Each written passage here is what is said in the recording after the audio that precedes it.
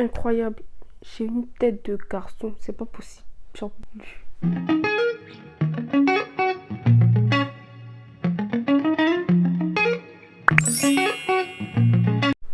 Bonsoir tout le monde, c'est Safora. Je se retrouve pour une nouvelle vidéo sur ma chaîne YouTube. Donc dans cette vidéo, on va parler de l'une des maladies les plus tabourisées d'Afrique, la dépression. Déjà, c'est quoi la dépression? La dépression est un trouble mental caractérisé par des épisodes de baisse d'humeur accompagnés par une faible estime de soi, la perte de mémoire, même des troubles au niveau de l'alimentation et des troubles au niveau du poids. Donc en gros, il faudrait comprendre que c'est pas en mettant des photos de Bart Simpson, genre émo façon que t'es dépressif. Pause. En gros, vous, un enfant qui est joyeux à la base, vous venez, vous le détruisez. Pour rien quoi, vous venez, vous le rendez triste. Aïe, y a quoi? C'est le motif, il y a des gens qui pleurent en temps. Et puis en bas, il y a des sons de XXXTentacion que t'es dépressif. En fait, c'est pas ça, c'est une maladie. Faut pas confondre la déprime et la dépression. La déprime, c'est plus l'état en fait dans lequel tu te trouves. La dépression, c'est plus une maladie, c'est à long terme. Il faut savoir qu'il existe plusieurs types de dépression. La dépression saisonnière, la dépression réactionnelle, la dépression postpartum, c'est latin. Et ouais, j'ai fait latin, mais bref. La dépression chronique. Donc vu ce que j'ai cité, il faut savoir que la dépression, c'est pas une mode, c'est une maladie qui se soigne, qui se traite. C'est pas la mode en fait. C'est pas un amusement. Donc tu vas pas venir là et puis à jouer les dépressifs alors que t'es pas dépressif, alors qu'il y a quelqu'un à côté de toi là-bas qui est vraiment dépressif et qui a besoin d'aide. Voilà.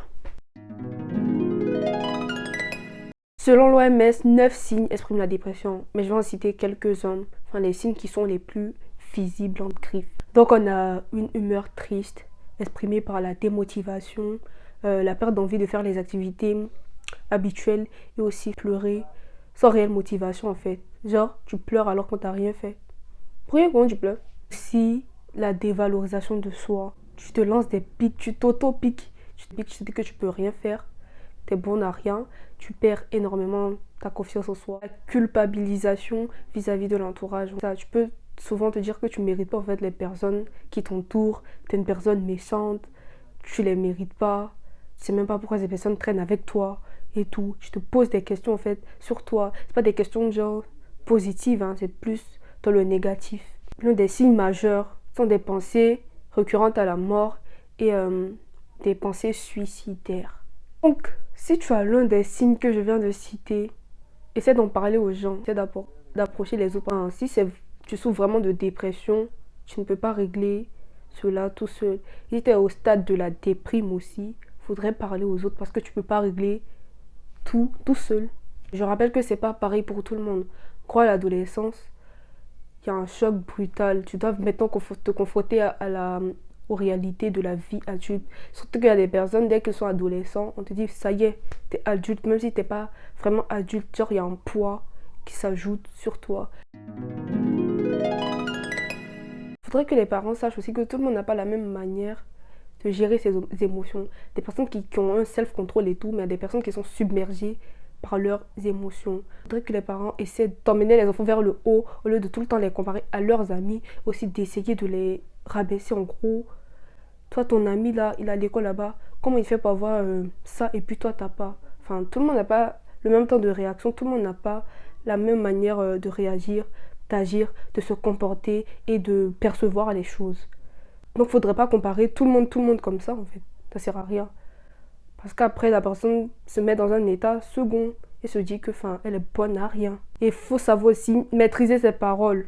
Tout le temps dire à l'enfant, t'es nul, t'es bon à rien, t'es un paresseux, t'es un feignant. Alors que peut-être que l'enfant fait de son mieux pour pouvoir s'en sortir en griffe. Mais ça marche pas parce qu'il n'a pas de soutien derrière. J'ai l'impression que les parents ne se sont jamais posé la question de savoir si le problème même ne vient pas d'eux en fait. Est-ce que les parents de l'autre à qui ils comparent leur enfant font ça que eux ils ne font pas? Donc, il y a plusieurs paramètres à prendre en compte.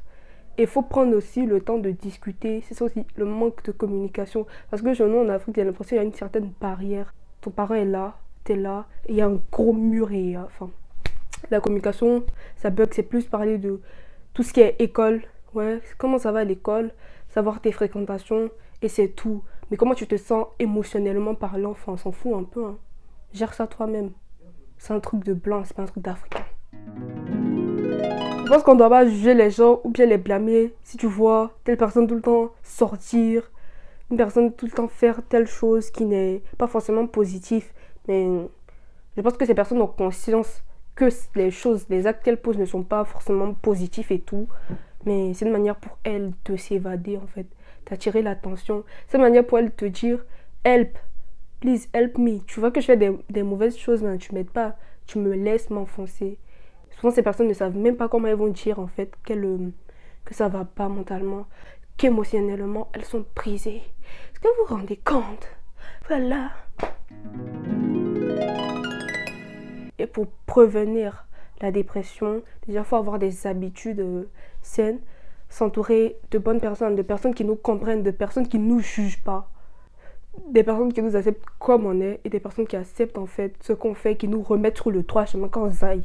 Tu zailles, on te dit, hey, passe ici. Il faut avoir une vie sociale riche. En fait, les liens sociaux sont vraiment importants pour la santé mentale. Il faut savoir s'entourer des bonnes personnes. Savoir aussi s'interroger. C'est vrai que tu peux t'éloigner des personnes toxiques, mais qu'est-ce qui prouve que toi, tu n'es pas une personne toxique? Faire une introspection et savoir si c'est pas nous-mêmes on se victimise tout le temps, alors que ce sont les autres qui sont les victimes de notre victimisation. On se retrouve à la fin de la vidéo. J'espère que je vous ai donné énormément d'informations. Merci à tous ceux qui s'abonnent. Merci à tous ceux qui encouragent. Voilà, il n'y a plus rien d'autre à dire. Mais il y a trop une tête de garçon, c'est pas possible.